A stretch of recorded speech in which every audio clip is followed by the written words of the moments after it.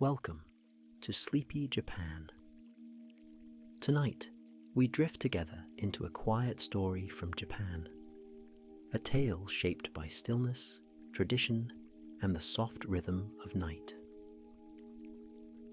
Before we begin, take a slow breath in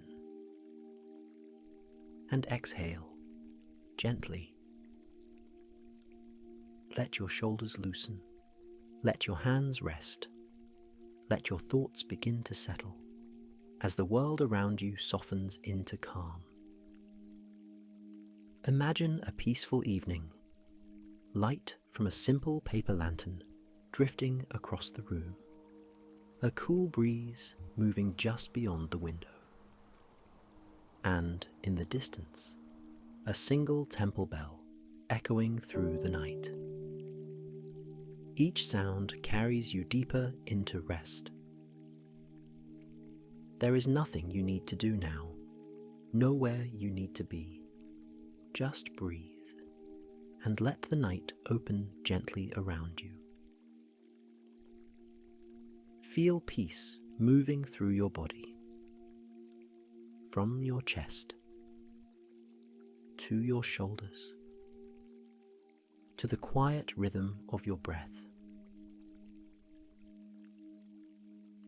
The world outside grows silent. Only the sound of your breathing remains, and the soft promise of dreams waiting to unfold. Now, as the moon rises above the hills and the night deepens, let us begin tonight's story. The Lucky Tea Kettle. Tonight's story is an old Japanese folktale of gratitude, transformation, and peace.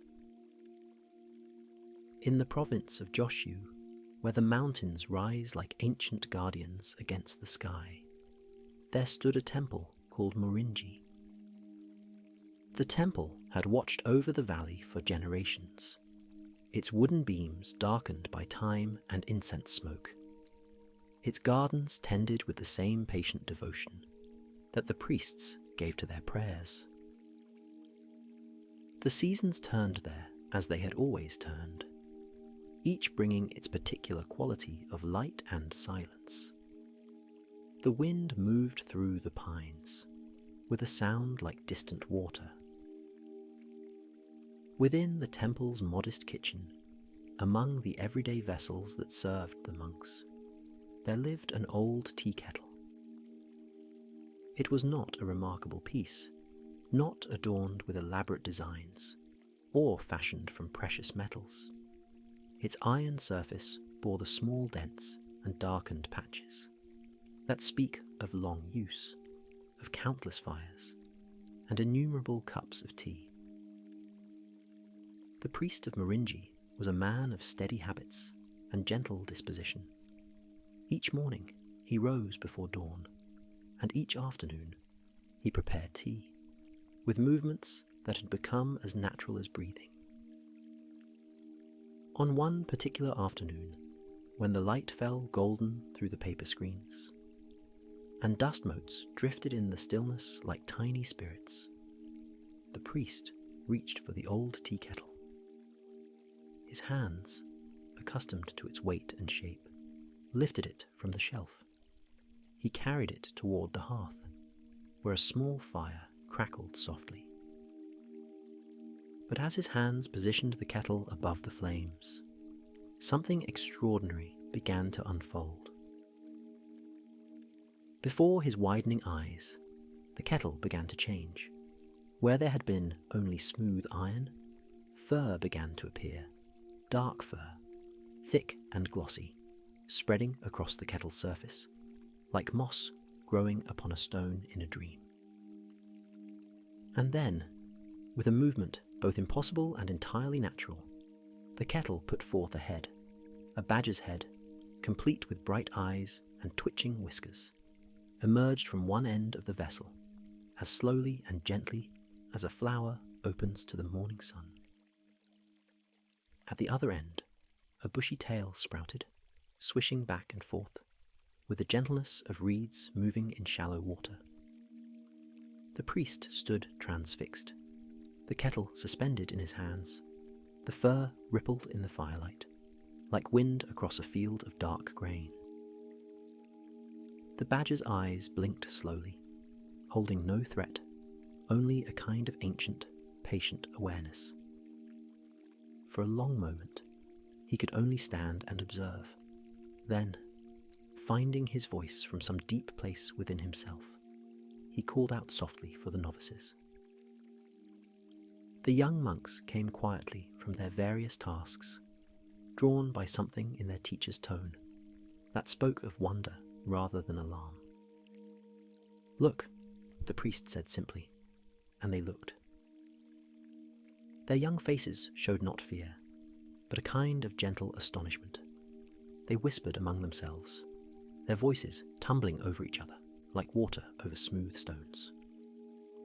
"Is it a spirit?" one asked, his words barely more than breath. "Perhaps a guardian of the temple," suggested another. "Or a sign," said a third, though a sign of what, he could not say. Then, as softly as mist rising from a lake, the kettle began to move. It lifted from the priest's hands and rose into the air. It floated upward gently, like a leaf caught in an updraft, and then, with movements as graceful as a crane in flight, it began to drift about the room. The kettle soared and swooped with dreamlike gentleness, its shadow passing across the walls, like cloud shadows moving over distant hills. Around and around the room it drifted, seeming to take quiet pleasure in its freedom. Time stretched and softened, becoming something other than its usual self. The kettle floated, and the monks watched, and the afternoon light shifted by imperceptible degrees. Finally, the monks closed in gently from all sides, and one of the novices guided the kettle downward. It settled to the floor with a sound like a breath released. They lifted it carefully and placed it in a sturdy wooden box. The lid was closed gently, secured with rope. The priest looked at the box with troubled but gentle eyes. What were they to do with such a thing? After quiet discussion, it was decided that the kettle must be taken away, not destroyed, but removed to some distant place where its supernatural nature could trouble them no more. The following day brought the regular visit of the tinker. This tradesman had long served the temple, arriving with comfortable regularity. He was a man of steady reliability, honest in his dealings. The priest greeted him warmly, for an idea had begun to form in his mind.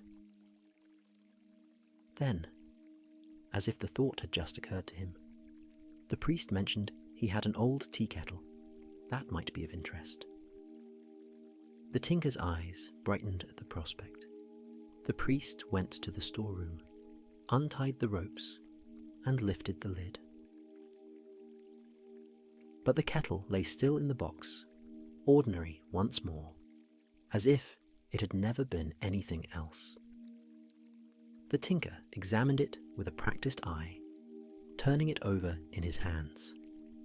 After a moment's consideration, he offered 20 copper coins.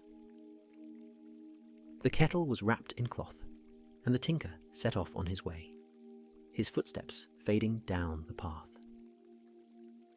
That night, in his simple home, the tinker placed the new kettle near his pillow and settled into sleep. But sometime in the deep hours of night, a soft sound near his ear brought him slowly back toward waking. His eyes opened slowly, reluctantly, and there, right beside his pillow, something moved in the gentle shadows. Fur covered the kettle's surface, thick and dark and glossy. 4 legs had emerged, and the badger's head was there, with bright eyes that caught the lamplight, like small moons. The creature walked in a small circle beside his bed, its claws clicking softly, rhythmically. Then, even as he watched, the creature began to change again. The fur receded like mist burning away in morning sun. In moments, it was once more simply a kettle. This pattern repeated throughout the long night, again and again, with patient regularity.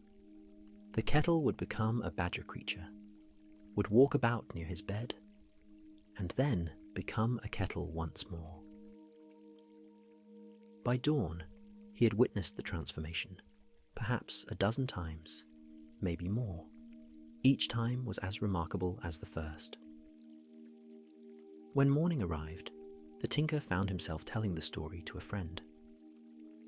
The friend listened with growing interest, and when the tinker finished, he leaned back thoughtfully. "This is no ordinary kettle," he said, "but perhaps that is not a problem. Perhaps it is an opportunity. People would pay to see such a thing. Such wonders are rare in this world." The idea took root in the tinker's mind, growing there like a seed finding good soil. "I know a showman," his friend said. "Speak with him. Propose a partnership." The showman, when approached, was skeptical at first, but that evening they gathered in the tinker's home and sat in a circle around the kettle. As darkness became complete, the kettle began to transform. The fur appeared slowly, spreading across the iron surface. The showman's eyes widened, his skepticism melting away. "Extraordinary," he breathed. "Truly extraordinary." When they parted, an agreement had been reached. They would create an exhibition featuring the accomplished and lucky tea-kettle. The following days and weeks were filled with quiet, purposeful activity. A small stage was constructed. Musicians were engaged. Songs were composed. And the kettle, seemingly aware of what was being asked, began to cooperate. It would transform when signaled, would walk across the stage, would move in time with the music. A particular favorite emerged, the tightrope walking. The badger kettle would climb upon the thin rope and walk from one end to the other, balancing perfectly on its small paws. At last, they were ready. On the evening of the first performance, a good crowd gathered. The lamps were dimmed. The musicians took their places. The showman stepped forward to introduce the performance. And then the music began, soft at first, the shamisen and flute weaving together. The kettle sat center stage, appearing entirely ordinary, and then, as the music swelled, the transformation began. Fur appeared, spreading slowly across the iron surface. The audience gasped, a collective intake of breath.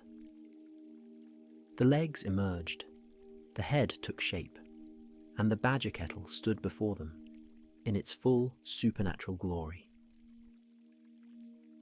When the kettle climbed upon the tightrope and began to walk along that thin line, the audience erupted in applause and exclamations of wonder.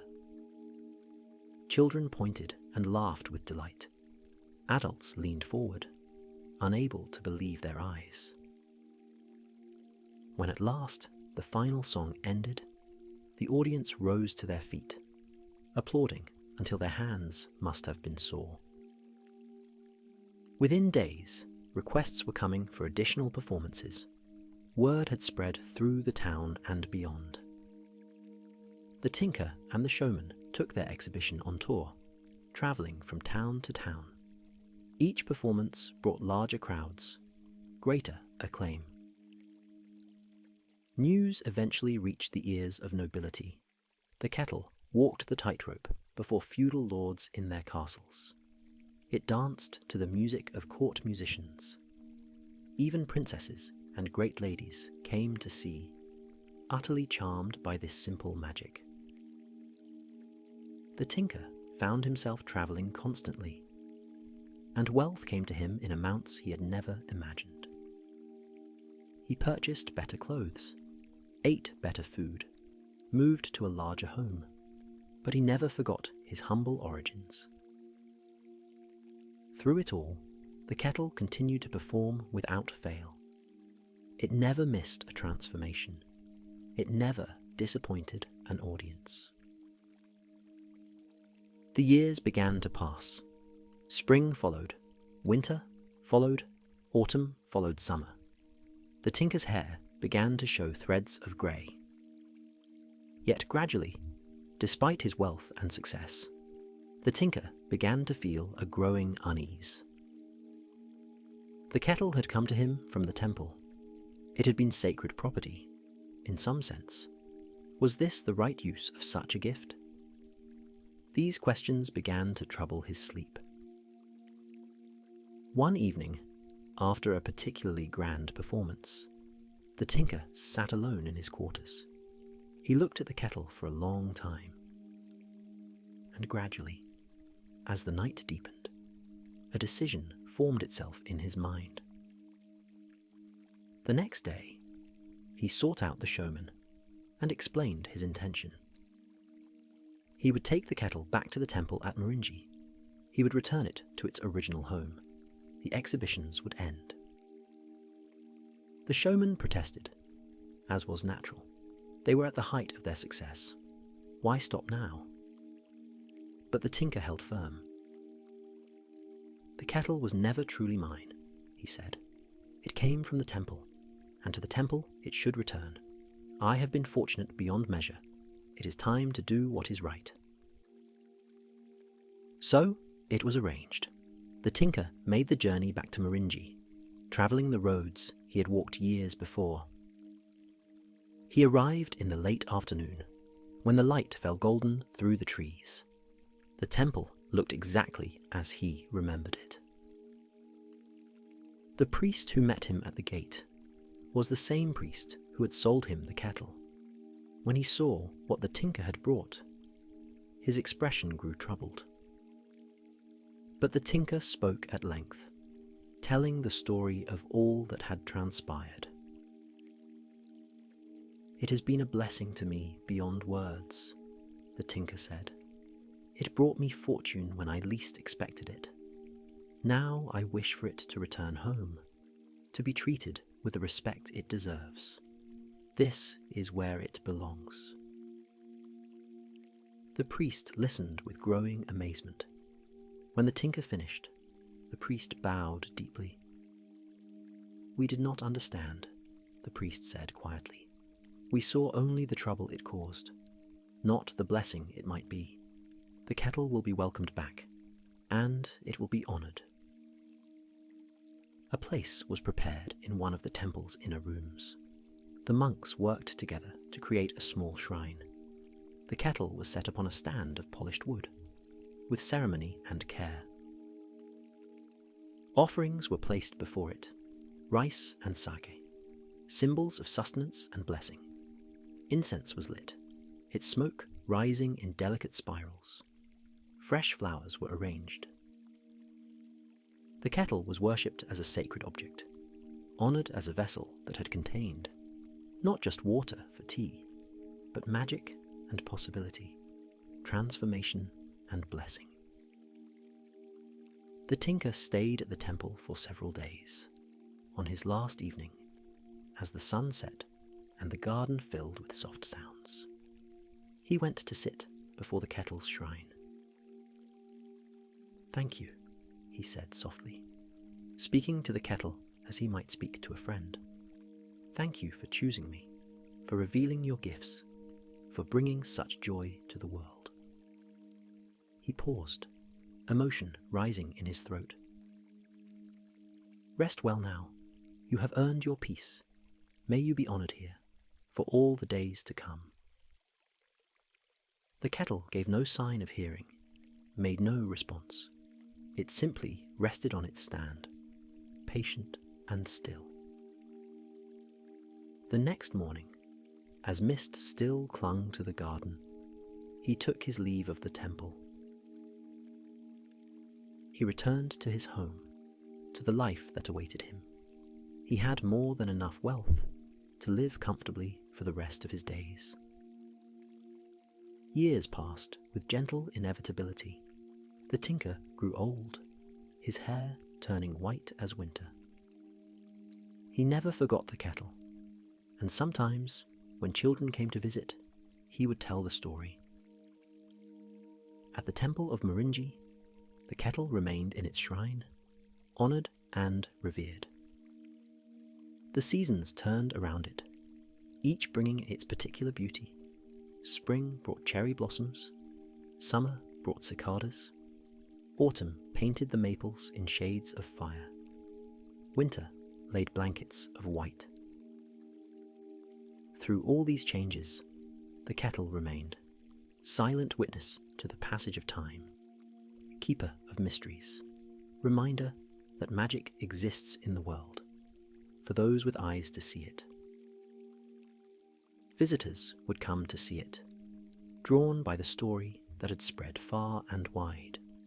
The priests would tell the tale of the accomplished and lucky tea-kettle, of how it had walked and danced, of how it had brought joy to lords and ladies, princesses and common folk alike. And sometimes it was whispered on nights when the moon was full and the temple very quiet. A priest keeping vigil might glimpse something extraordinary. The kettle would seem to shimmer in the lamplight, and for just a moment, the suggestion of fur might appear, the hint of a tail, the flash of bright eyes. But these moments were fleeting, gone almost before they could be truly perceived. Perhaps the kettle still held its magic, only choosing not to display it so openly anymore. Perhaps it was content in its retirement, in its honoured place, in the peace it had found.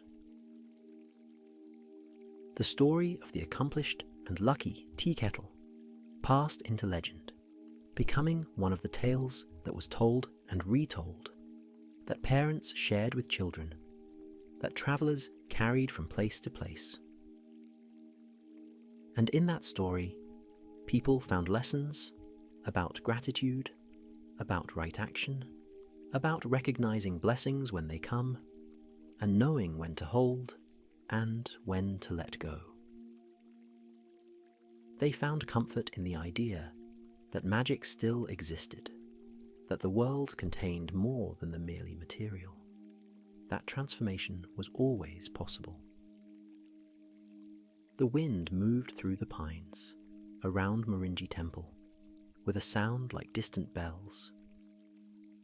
And in its shrine, the kettle rested in perfect stillness, asking nothing, promising nothing, simply existing in that eternal present that knows neither past nor future, only the endless now that contains all time. Those who came to see it with eyes open to wonder might sense something more. A presence, perhaps, subtle as the scent of incense, a watching intelligence, patient and kind, a peace that had been earned through long service. And on certain nights, when the barriers between worlds grow thin, when the moon is very bright and the temple very quiet, perhaps the kettle still moves. Perhaps it still walks its invisible tightrope under the stars, performs for an audience of spirits and shadows, celebrates its own nature in the privacy of darkness. Or perhaps it simply rests, content in its stillness, knowing that it has fulfilled its purpose, that it has brought its gifts to the world, that it has nothing left to prove. Perhaps it dreams, if kettles can dream, of the exhibitions and the audiences, of the wonder it inspired. of the lives it touched. Perhaps it remembers the tinker who honoured it properly, who understood the balance of give and take, who knew when enough was enough. The story ends, as all stories must, with silence settling like snow. The words fade into the night air. The images dissolve like mist in morning sun. What remains is only the feeling, the sense of something wonderful having passed through, having touched us briefly, having reminded us of truths we had forgotten. The accomplished and lucky tea-kettle, may it rest in peace, honoured and remembered. May its story continue to be told, passed from voice to voice, generation to generation. May we all be blessed with such unexpected gifts, and may we have the grace to receive them gratefully, to share them generously, and to return them when the time comes to their proper home. The temple bells ring softly in the evening air. The garden grows dark. The stars emerge one by one from the deepening blue of night. And somewhere in a quiet shrine, an old tea kettle sits in dignified repose, keeping its secrets, holding its peace, embodying the endless mystery of existence, the quiet magic that lives in ordinary things, the transformation that waits always, just beneath the surface of the world we think we know. May we all find such magic. May we all know such blessings. May we all rest, at last, in such peace.